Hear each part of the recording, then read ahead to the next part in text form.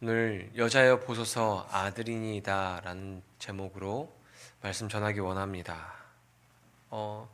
여러분 집에 들어갈 때 어떤 모습으로 들어가십니까? 다 비슷할 것 같아요.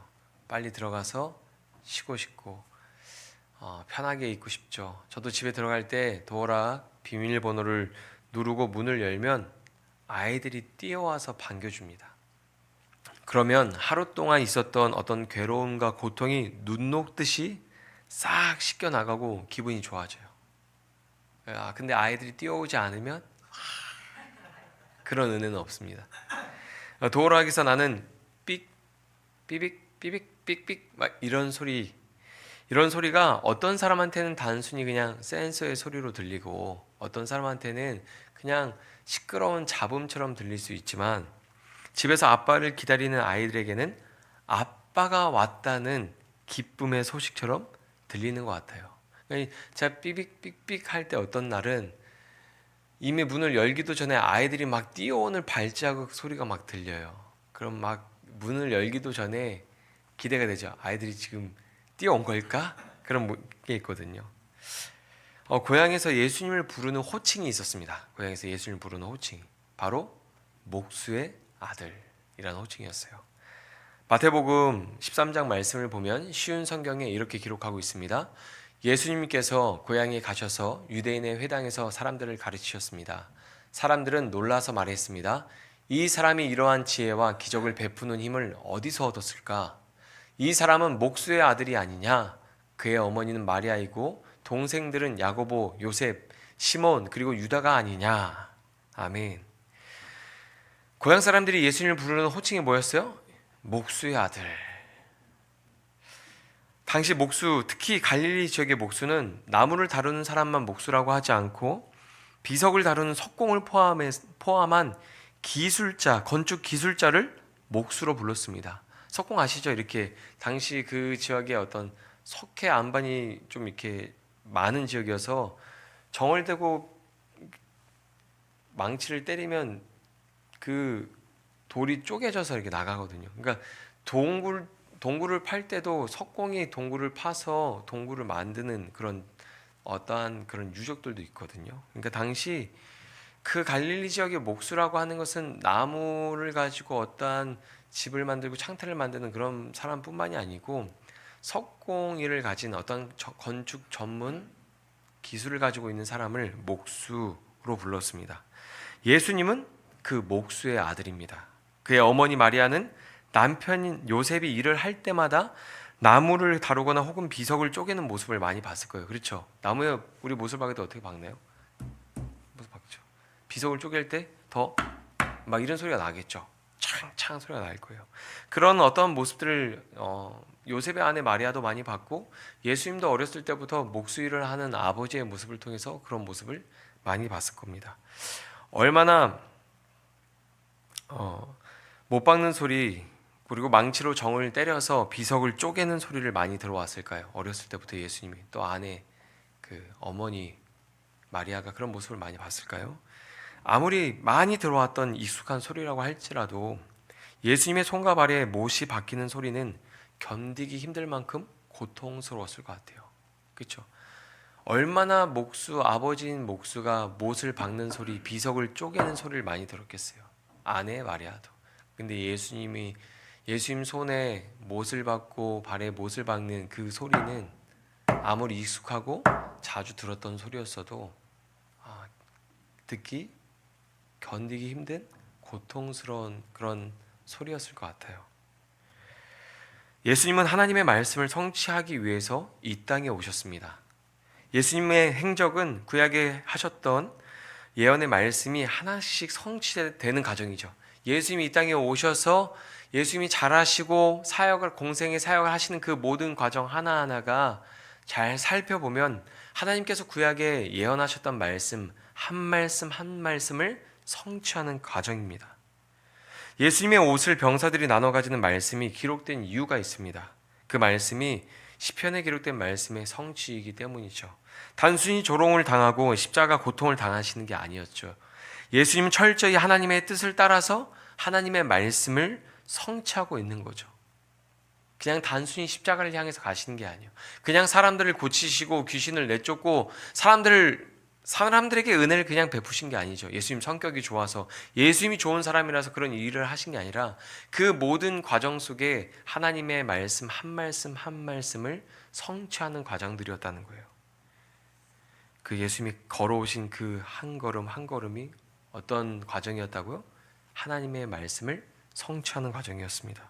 오늘 본문 23절 말씀 같이 읽어보겠습니다. 시작. 군인들이 예수를 십자가에 못 박고 그의 옷을 취하여 네 깃에 나눠 각각 한 깃씩 얻고 속옷도 취하니 이 속옷은 호지 아니하고 위에서부터 통으로 짠 것이라. 아멘. 시편 22편에 보면 이런 말씀이 있어요. 내 겉옷을 나누며 속옷을 제비 뽑나이다. 사형을 집행하는 군인들이 사형수가 착용하던 것들을 취하는 것은 당시 로마 군대의 관습이었습니다. 합법적인 행위죠. 그걸 잘못된 행위라고 여기는 사람은 없었어요. 더럽고 좋지도 않은 옷을 나눠 가지는 내용이 그게 뭐가 중요하다고 이렇게 성경에 기록했을까요? 그런데 이 내용을 요한복음에만 기록한 것이 아니라 마태복음, 마가복음, 누가복음 모든 사복음서에 기록하고 있습니다. 왜냐하면 이 기록이 구약의 예언이 성취되었음을 말해주는 내용이고 예수님이 구약에서 약속하셨던 메시아라는 사실을 드러내는 내용이기 때문입니다. 여러분, 우리는 하나님의 말씀이 우리 삶에 이루어지기를 바랍니다. 아멘이십니까? 여러분의 삶에 하나님의 말씀이 이루어지는 것을 여러분 소망하시죠?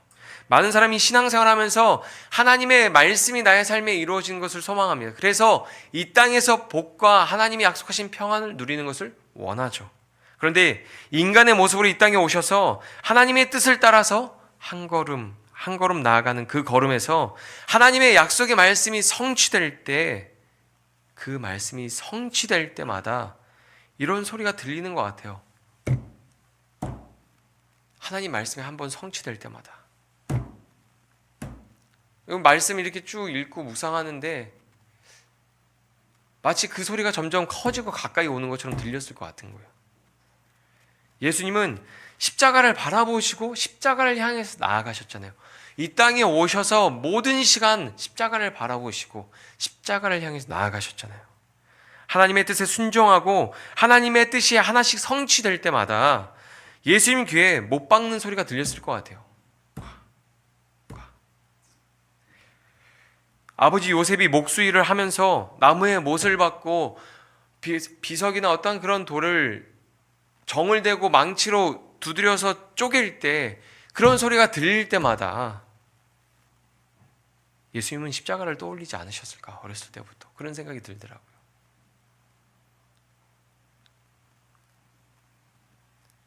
예수님은 이 땅에 하나님의 뜻을 이루기 위해서 오셨습니다. 말씀 한 절 한 절이 성취될 때마다 죽음이 가까이 오는 소리로 들리지 않았을까요? 이제 예수님 가는 과정이 똑같잖아요. 정해져 있잖아요. 그 과정 가운데 마치 우리가 어떠한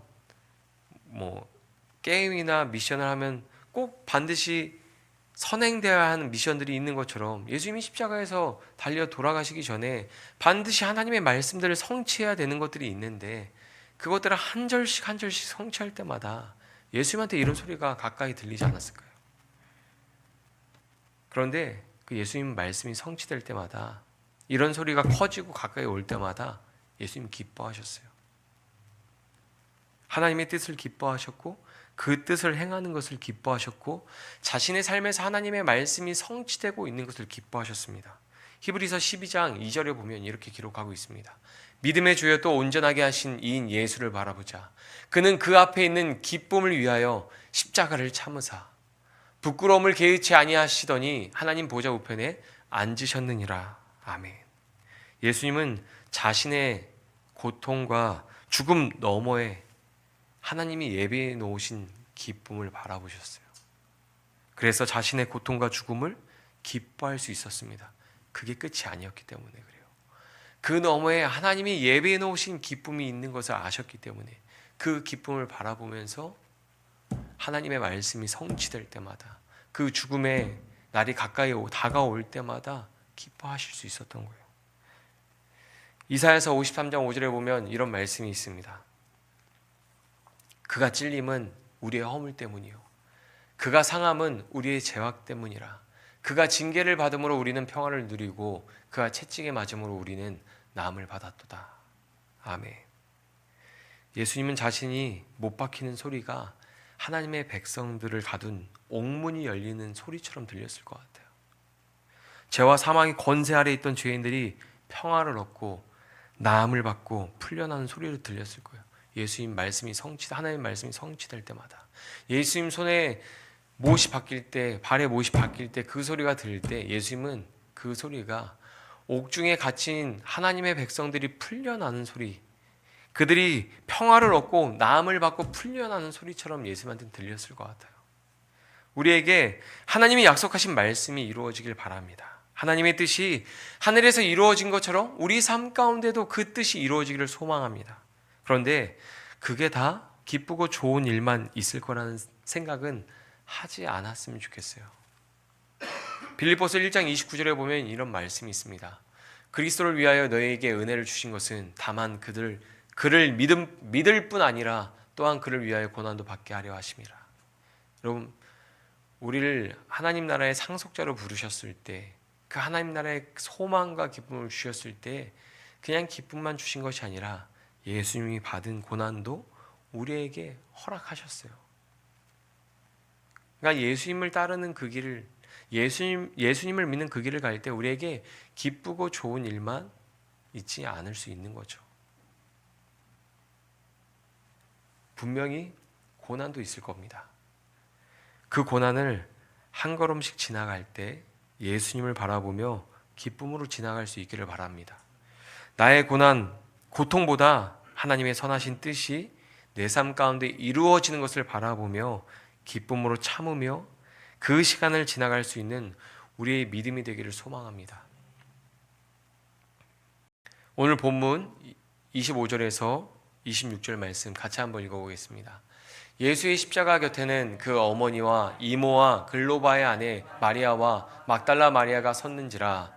예수께서 자기의 어머니와 사랑하는 제자가 곁에 서 있는 것을 보시고 자기 어머니께 말씀하시되 여자여 보소서 아들이니이다 하시고. 아멘. 예수님이 지금 십자가에 못 박혀 계시죠.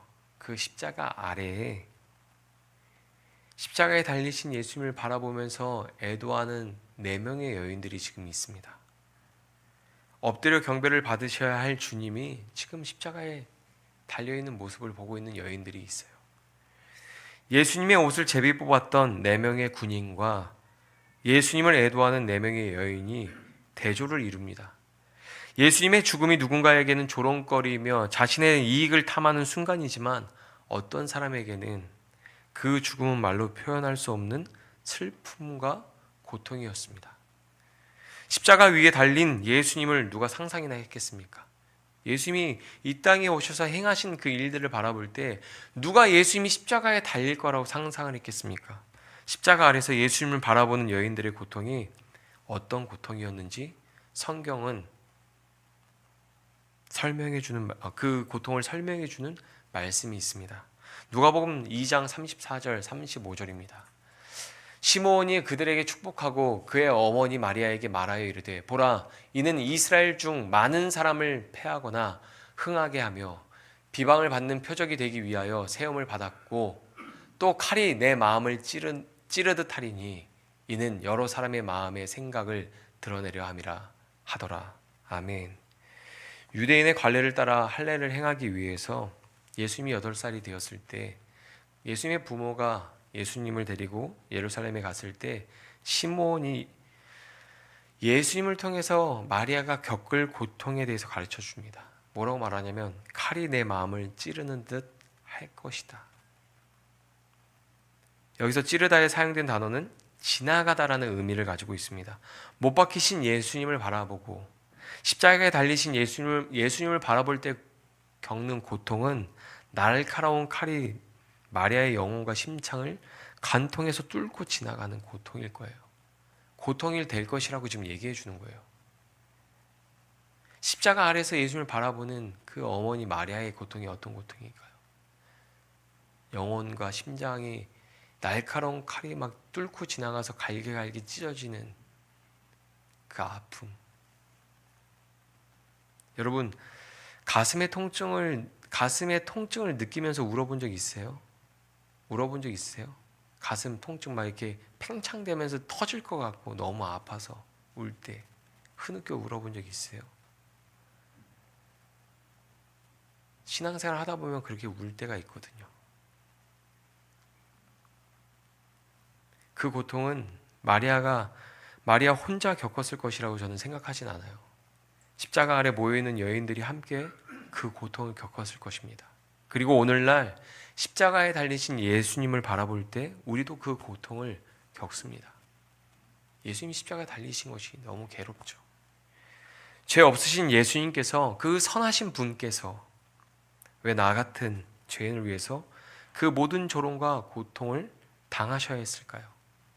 가끔씩 그 사실을 생각할 때, 그 사실이 떠오를 때 몹시 괴롭습니다. 너무 고통스러워요. 여전히 죄인의 모습으로 살아가는 내 모습을 볼 때마다, 내 모습이 드러날 때마다 예수님의 손과 발에 못을 박은 사람이 나인 것 같아서 괴롭습니다. 애써 외면하려고 하지만 너무 힘든 거죠.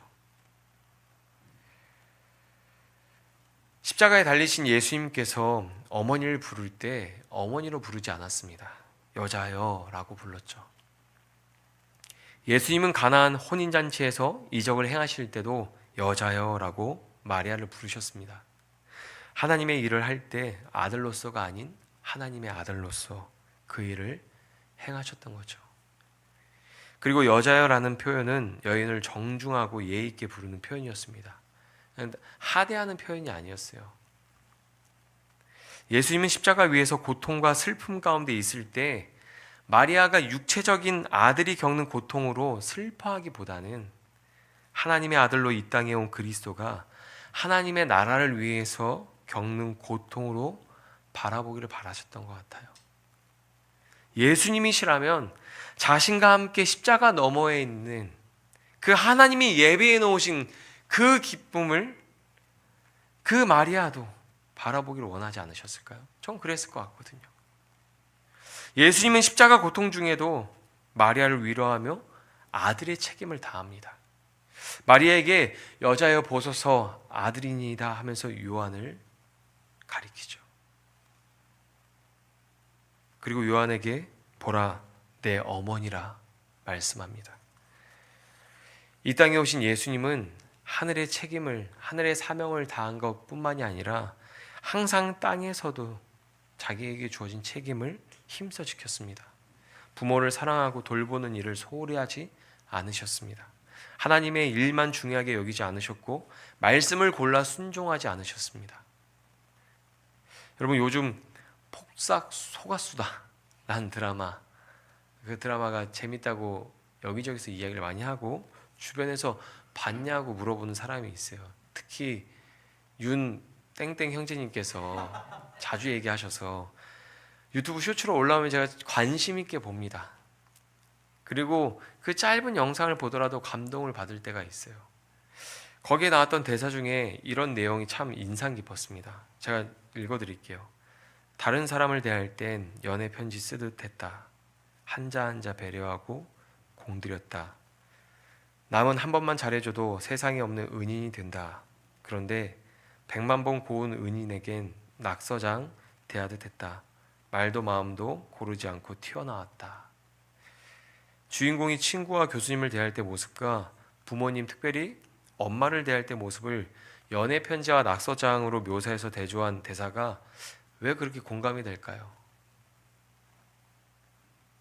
그냥 아무 말이나 했다가 썼다가 지우는 낙서장처럼 부모님한테, 특히 엄마한테는 우리가 아무 생각 안 하고 쉽게 툭툭 말할 때가 있잖아요. 주워 담을 수 없는 말들.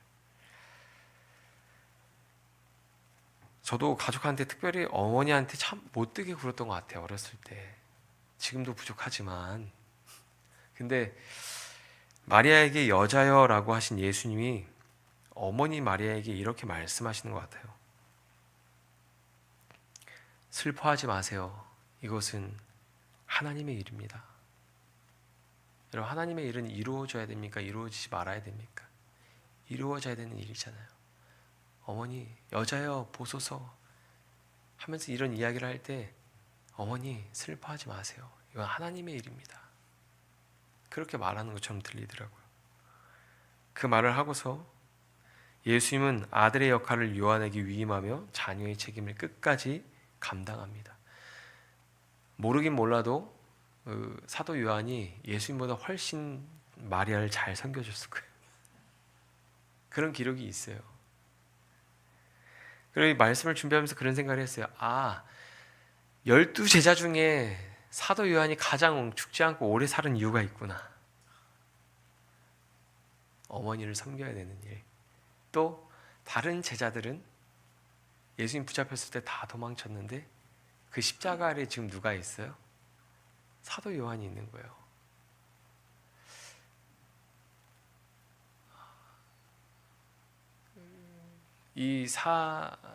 요한복음을 기록한 사도 요한이 뭐라고 기록합니까?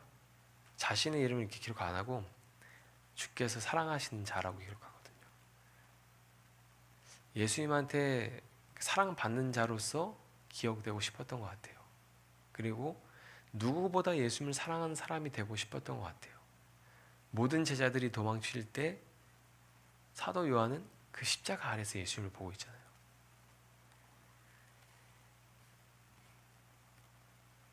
예수님이 이 땅에 오신 목적을 생각할 때 특별히 어머니를 향해서 여자라는 단어를 사용한 의도가 하나 더 있습니다.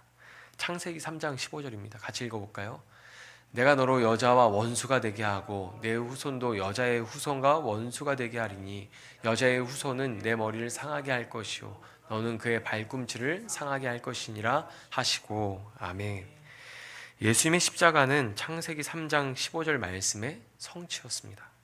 십자가는 단순히 사랑과 용서의 상징이 아니라 마귀의 머리를 깨부수는 심판의 망치였던 거죠. 목수의 아들 예수님께서 십자가라는 망치로 뱀의 머리를 깨부수는 사건인 거죠. 사탄의 머리를 깨부수는 목수의 아들의 망치질이 얼마나 통쾌한 소리를 내었을까요? 저는 이 예수님이 하나님의 말씀을 한 절 한 절 성취해 갈 때 예수님한테 이 소리가 들렸을 것 같아요. 십자가를 바라보면서 가고 계신 예수님한테 예수님 못 박힐 그 십자가 소리, 그리고 죽음이 가까이 오는 소리. 근데 그 기쁨의 너머에 그 십자가가 사단의 머리를 깨부수는 승리의 소리. 예수님 그런 걸 바라보시면서 십자가를 지지 않으셨을까요? 오늘 말씀을 기억했으면 좋겠습니다. 예수님은 하늘의 책임도 다 감당하셨고 땅의 책임도 다 감당하셨습니다. 하나님께 영광 돌리셨고 이 땅에는 평화를 이루셨습니다. 우리의 결박을 푸시고 우리를 깨끗게 하시고 우리에게 나음을 주시기 위해서 예수님 그 옥문을 열기 위해서 못 박히셨습니다. 오늘 이 말씀 묵상할 때 예수님이 십자가에 달리신 그 의미가 우리에게 재해석되고 깊이 묵상되어서 그 십자가에 달리신 예수님을 바라볼 때 가슴에 통증이 느껴질 만큼 흐느껴 울며 우리의 죄를 고백할 수 있으면 좋겠습니다.